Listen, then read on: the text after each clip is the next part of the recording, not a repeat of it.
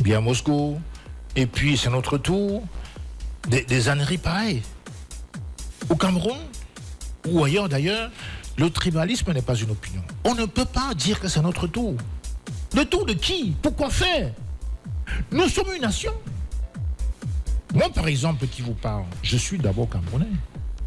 Mon village barantais disparaîtrait que je n'en ai rien à faire. Ce qui m'intéresse, c'est que le Cameroun survive. Prenez le cas, par exemple, de la Yougoslavie. Yougoslavie, c'est un pays qui existait sur la carte du monde. Ce pays a disparu à cause du tribalisme. Les Bosniaques, génocidés par, je crois, les Croates ou les Serbes, tout ça là, les Monténégrins, les Serbo-Croates. Le pays a disparu. La Yougoslavie a disparu à cause de la tribu. Je ne veux pas que ça arrive chez nous. Donc, quand un candidat va à l'élection présidentielle, il doit présenter son programme au peuple. Il ne concerne pas une tribu. Il n'y a pas de c'est mon tour. Non! Nous ne sommes pas des êtres tribaux. Nous sommes des êtres, des esprits. On a besoin du meilleur pour notre pays. On a besoin d'hôpitaux équipés, de bonnes routes, de bonnes écoles pour tous nos enfants et de bons professeurs.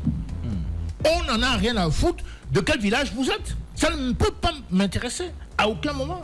Alors on se demande pourquoi certaines personnes passent leur vie dans les médias à stigmatiser d'autres tribus. Mais ça leur apporte quoi? Si un Bassa me dirige, si un Sawa me dirige, j'ai beau avoir des parents de l'Ouest, mais s'il est meilleur pour le pays, c'est bon pour moi. Eh bien c'est bon pour moi. C'est comme si vous exigez, si vous avez une grippe ou une gastroentérite, que votre médecin soit Sawa ou Bassa. Et vous allez mourir parce que vous avez privilégié le village et pas la compétence. C'est extrêmement grave. Nous voulons que la nation avance avec les hommes qu'il faut, the right mind in the right place. Ce n'est pas le chemin qu'on prend.